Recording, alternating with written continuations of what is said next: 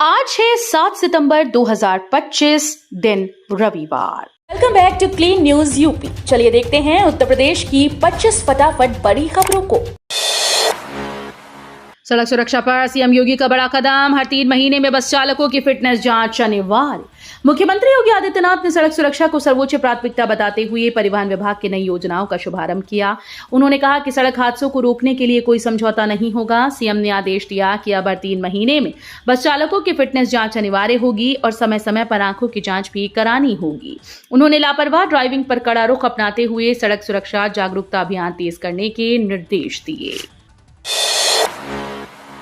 UP निर्यात को नई उड़ान, आईआईटी, आईआईएम करेंगे नए बाजारों की खोज, 10 करोड़ का बजट। उत्तर प्रदेश सरकार ने निर्यात को बढ़ावा देने के लिए एक नई पहल की। निर्यात नीति 2025-30 के तहत पहली बार आईआईटी और आईआईएम जैसे शीर्ष शिक्षण संस्थानों में मार्केट रिसर्च चेयर स्थापित की जाएगी।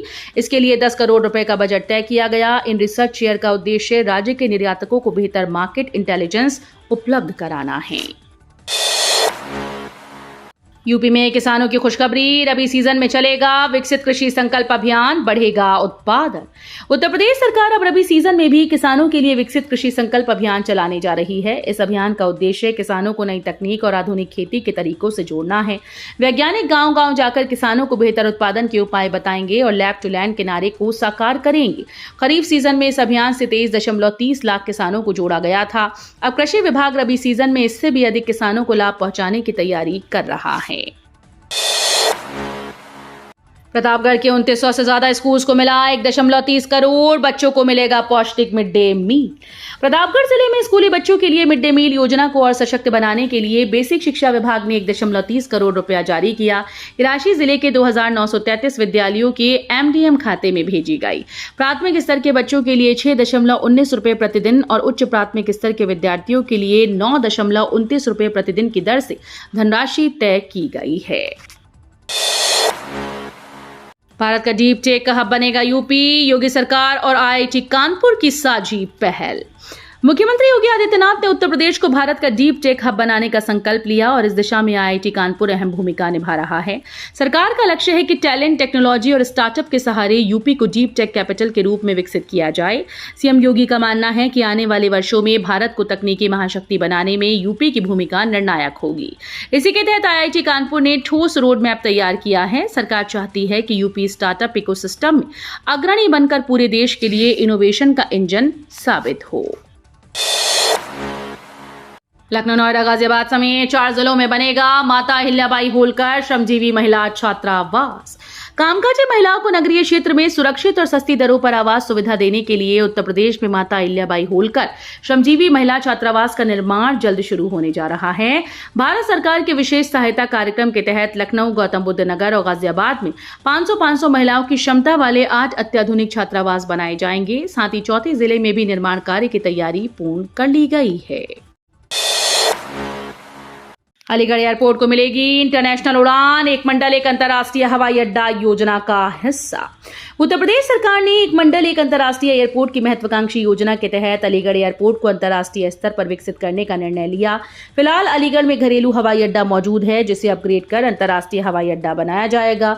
इस कदम से न केवल अलीगढ़ मंडल को दुनिया से सीधी हवाई कनेक्टिविटी मिलेगी, बल्कि व्यापार, उद्योग और पर्यटन को भी नई उड़ान मिलेगी। जेल में बंद वकील अखिलेश दुबे की मुश्किलें बढ़ी, 17 संपत्तियों पर केडीए का नोटिस। कानपुर के चर्चित वकील अखिलेश दुबे पर कानूनी शिकंजा और कसता जा रहा है। जेल में बंद दुबे की 17 संपत्तियों पर कानपुर विकास प्राधिकरण ने नोटिस जारी किया। इसमें 2 स्कूल, 5 अपार्टमेंट, 1 दफ्तर, 2 बैंक्वेट हॉल, 1 कम्युनिटी सेंटर और अन्य संपत्तियां शामिल हैं। तेजाब मिल कैंपस में पार्क की जमीन पर बने स्कूल प्रबंधन को भी नोटिस भेजा गया। केडीए ने भवन नियमावली का उल्लंघन बताते हुए कई इमारतों पर ध्वस्तीकरण की प्रक्रिया शुरू की। ग्रीन बे बिल्डर मामले में शासन का दखल, गीडा को भूखंड निरस्तीकरण से रोका। यमुना प्राधिकरण और ग्रीन बे इंफ्रास्ट्रक्चर के बीच भूखंड विवाद पर शासन ने हस्तक्षेप किया। शासन ने गीडा को फिलहाल भूखंड निरस्तीकरण से रोक दिया क्योंकि बिल्डर ने इस पर अपील दायर की। 2011 में आवंटित इस प्लॉट पर 117.73 करोड़ रुपए बकाया थे, जिसमें से बिल्डर अब तक 60 करोड़ जमा कर चुका है। शासन ने बिल्डर को 0 पीरियड का लाभ भी दिया है, जिससे परियोजना के 700 खरीदारों में से 300 को रजिस्ट्री का फायदा मिल चुका है। रामस्वरूप विश्वविद्यालय पर चला प्रशासन का बुलडोजर, अवैध एनिमल हाउस ढहाया। बाराबंकी के श्री रामस्वरूप मेमोरियल यूनिवर्सिटी में एलएलबी छात्रों और एबीवीपी कार्यकर्ताओं पर हुए लाठीचार्ज विवाद के बीच प्रशासन ने कड़ा कदम उठाया। शनिवार को नापजोक के बाद यूनिवर्सिटी परिसर में अवैध कब्जे पर बने एनिमल हाउस पर बुलडोजर चला दिया गया। कुछ ही देर में इमारत की दीवारें जमींदोज हो गईं। कार्रवाई के दौरान परिसर में सन्नाटा पसरा रहा, जबकि अधिकारियों और यूनिवर्सिटी प्रबंधन के मोबाइल फोन लगातार बजते रहे। यूपी पुलिस भर्ती 4,543 पदों के लिए 11 सितंबर तक भरें आवेदन। यूपी पुलिस भर्ती बोर्ड दरोगा के 4,543 पदों पर आवेदन की प्रक्रिया जल्द ही समाप्त होने जा रही है। उम्मीदवारों के लिए आवेदन करने की अंतिम तिथि 11 सितंबर 2025 तय की गई। जो अभ्यर्थी अभी तक आवेदन नहीं कर पाए वो तुरंत आधिकारिक वेबसाइट पर जाकर आवेदन कर सकते हैं। आवेदन शुल्क समायोजन की अंतिम तिथि 13 सितंबर 2025 रखी गई। इन पदों के लिए उम्मीदवार के पास भारत के किसी मान्यता प्राप्त विश्वविद्यालय से स्नातक की डिग्री या समकक्ष योग्यता होना जरूरी है। आकाश आनंद के ससुर अशोक सिद्धार्थ की बसपा में वापसी, मायावती से मांगी माफी। बहुजन समाज पार्टी में एक बार फिर से हलचल देखने को मिली है।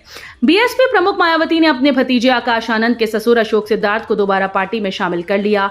कुछ महीने पहले आकाश आनंद से जिम्मेदारियां हटाते समय मायावती ने अशोक सिद्धार्थ पर भी कड़ा एक्शन लिया था, लेकिन शनिवार को उन्होंने हाथ जोड़कर मायावती से माफी मांगी है। इसके बाद मायावती ने तुरंत उन्हें माफ करते हुए पार्टी में वापसी करा दी। इस घटनाक्रम को बसपा संगठनात्मक मजबूती और भविष्य की राजनीतिक रणनीति से भी जोड़कर देखा जा रहा है। मेरठ की अब्दुल्ला रेजिडेंसी पर भेदभाव का आरोप, श्रीनगर की हजरतबल मस्जिद में तस्वीर लगाने पर विवाद। उत्तर प्रदेश के मेरठ में दिल्ली मेरठ एक्सप्रेसवे के पास बन रही अब्दुल्ला रेजिडेंसी विवादों में है। आरोप है कि कॉलोनी में धर्म विशेष के लोगों को ही जगह दी जा रही है और हिंदुओं की एंट्री पर अघोषित रोक है। शिकायत पर ऊर्जा राज्य मंत्री सोमेंद्र तोमर ने डीएम और आवास विकास से जांच कर कार्रवाई करने के निर्देश दिए। वहीं श्रीनगर की हजरतबल मस्जिद में अशोक पट्टिका लगाने पर भी बरेली के उलेमा ने ऐतराज जताया। मौलाना शहाबुद्दीन रजवी ने कहा कि इस्लाम में मस्जिद या दरगाह में तस्वीर और मुजस्समा लगाना नाजायज है। अखिलेश पर 8 लाख का चालान, योगी सरकार पर निशाना, विदेश नीति पर भी केंद्र को घेरा। उत्तर प्रदेश के पूर्व मुख्यमंत्री और सपा अध्यक्ष अखिलेश यादव पर 8 लाख रुपए का चालान हुआ, जिस पर उन्होंने योगी सरकार पर जमकर हमला बोला। अखिलेश ने आरोप लगाया कि चालान काटने वाला सिस्टम भाजपा के लोगों के नियंत्रण में है और जानबूझकर उनकी गाड़ियों को निशाना बनाया गया। उन्होंने कहा कि हम तो पार्टी खाते से चालान भर देंगे, लेकिन गरीब लोग इतना पैसा कहां से लाएंगे। इस बीच विदेश नीति को लेकर भी अखिलेश ने केंद्र सरकार पर सवाल उठाए। यूपी में आवारा कुत्तों के लिए बनेगा फीडिंग जोन, प्रमुख सचिव ने जारी किए निर्देश। उत्तर प्रदेश सरकार ने आवारा कुत्तों से जुड़ी घटनाओं को रोकने के लिए खास इंतजाम किए हैं। प्रमुख सचिव ने निर्देश दिया कि अब हर वार्ड और मोहल्ले में फीडिंग जोन बनाए जाएंगे, जहां इन कुत्तों के लिए भोजन रखा जाएगा। ये स्थान बच्चों के खेल स्थलों, प्रवेश निकासी द्वार और अधिक आवाजाही वाले क्षेत्रों से दूर होंगे।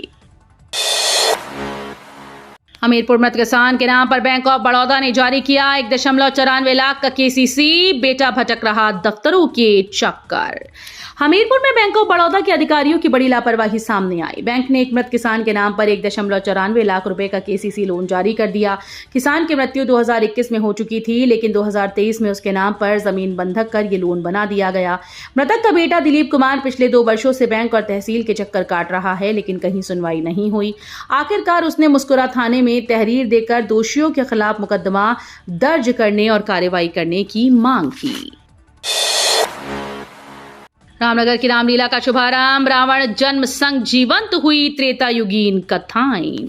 वाराणसी के रामनगर में यूनेस्को की धरोहर सूची में शामिल रामनगर की रामलीला का शुभारंभ शनिवार को हुआ है। परंपरा के अनुसार काशीराज परिवार किले से बग्घी में सवार होकर लीला स्थल पहुंचा और समायोजन आयोजन की शुरुआत की। अनंत चतुर्दशी पर रावण जन्म और क्षीर सागर की झांकी से लीला का आरंभ हुआ। मंच पर कलाकारों ने संवादों के जरिए त्रेतायुगीन कथाओं को जीवंत कर दिया।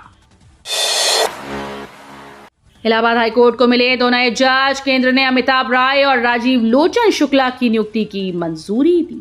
केंद्र सरकार ने इलाहाबाद हाईकोर्ट में 2 नए जजेस की नियुक्ति को मंजूरी दी है। अधिवक्ता अमिताभ राय और राजीव लोचन शुक्ला को जज नियुक्त किए जाने की अधिसूचना जारी हो गई। देश के सबसे बड़े हाईकोर्ट में ये नियुक्तियां न्यायिक कार्य क्षमता को और मजबूत करेंगी। यूपी एसएससी परीक्षा में गणित ने किया माथा खराब, हिंदी ने दी थोड़ी राहत। उत्तर प्रदेश अधीनस्थ सेवा चयन आयोग की प्रारंभिक अर्हता परीक्षा शनिवार को बरेली जिले में शांतिपूर्ण ढंग से संपन्न हुई। परीक्षा देने वाले अधिकांश अभ्यर्थियों ने पेपर को सामान्य से थोड़ा कठिन बताया। खासकर गणित के सवालों ने कई उम्मीदवारों को उलझा दिया और समय प्रबंधन में परेशानी हुई। बरेली कॉलेज के केंद्र से बाहर निकले अमित कुमार ने बताया कि गणित के सवाल हल करने में काफी समय लगा। हालांकि हिंदी के सवालों ने परीक्षा में थोड़ी राहत दी। यूपी में शुरू हुई मुख्यमंत्री ग्रामीण जनता सेवा, गांव तक 250 बसेस, किराया 20% कम। मुख्यमंत्री योगी आदित्यनाथ ने लखनऊ में परिवहन विभाग की नई सेवाओं का शुभारंभ किया और मुख्यमंत्री ग्रामीण जनता सेवा की शुरुआत की। इसके तहत प्रदेश के गांव तक 250 बसेस संचालित की जाएंगी। प्रत्येक डिपो की 10% फ्लीट जनता सेवा के लिए होगी और ये बसेस 75 से 80 किलोमीटर दूरी तक सेवा देंगी। किराया भी 20% तक कम रखा गया है। वहीं दिवाली से पहले नोएडा डिपो से 20 वातानुकूलित बसेस शुरू होंगी जो आसपास के शहरों से यात्रियों को सुविधा प्रदान करेंगी। दिल्ली में जुटेंगे भाजपा सांसद, जीएसटी सुधारों के लिए पीएम मोदी को किया जाएगा सम्मानित। नई दिल्ली में आज भाजपा सांसदों की 2 दिवसीय कार्यशाला का आयोजन संसद परिसर में किया जा रहा है। इस कार्यशाला का उद्देश्य उपराष्ट्रपति चुनाव को लेकर सांसदों को रणनीति और दिशा निर्देश देना है। इसके अलावा बैठक में प्रधानमंत्री नरेंद्र मोदी को जीएसटी सुधारों में उनके योगदान के लिए विशेष सम्मान देने की योजना है। कार्यशाला में संगठनात्मक मजबूती, संसदीय कार्यशैली और आगामी राजनीतिक तैयारियों पर भी चर्चा होगी। 11 साल की बच्ची बनी मां, पड़ोसी पर दुष्कर्म का आरोप। बरेली में एक हैवानियत की घटना सामने आई जहां महज 11 साल की बच्ची ने मृत शिशु को जन्म दिया। आरोप है कि उसके पड़ोस के एक 45 वर्षीय शख्स ने चीजें दिलाने के बहाने उसे अपने साथ ले जाकर रेप किया। आरोपी ने बच्ची को उसके भाई की हत्या की धमकी देकर करीब 8 महीनों तक चुप रहने को मजबूर किया। बच्ची के गर्भवती होने पर यह मामला सामने आया। परिवार की शिकायत के बाद पुलिस ने आरोपी को गिरफ्तार किया। भारत की बड़ी छलांग, स्वदेशी चिप वाले टेलीकॉम सिस्टम को मंजूरी। भारत ने टेक्नोलॉजी के क्षेत्र में बड़ी उपलब्धि हासिल की। पूरी तरह भारत में बनी चिप से लैस टेलीकॉम सिस्टम को टेलीकम्युनिकेशन इंजीनियरिंग सेंटर से मंजूरी मिल गई है। आईटी मंत्री अश्विनी वैष्णव ने जानकारी दी कि यह साबित करता है कि भारत में डिजाइन और बनाई गई चिप अब जटिल टेलीकॉम सिस्टम्स को शक्ति देने में सक्षम है और ये अंतर्राष्ट्रीय गुणवत्ता मानकों पर भी खरी उतरती है। विसर्जन और नहाने के दौरान कई जगह डूबे युवक, 5 की मौत। गणेश विसर्जन के दौरान देश भर में कई जगह हादसों की खबरें सामने आई हैं। झांसी के लहचूरा बांध में 2 सगे भाई नहाने उतरे लेकिन तेज धारा में बह गए।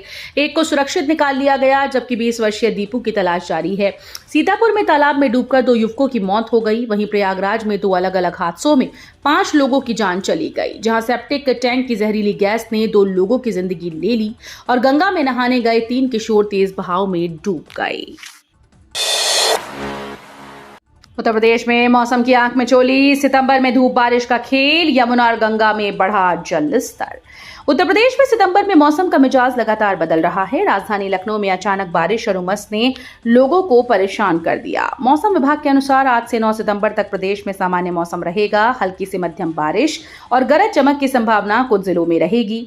10 से 11 सितंबर से पूर्वी यूपी के जिलों में भारी बारिश का अलर्ट है। इस बीच यमुना और गंगा का जलस्तर तेजी से बढ़ रहा है। सहायक नदियां खतरे के निशान से ऊपर बह रही हैं। तो ये थी आज की 25 फटाफट बड़ी खबरें। अगर आपको न्यूज पसंद आई हो तो वीडियो को लाइक और शेयर जरूर करें। धन्यवाद।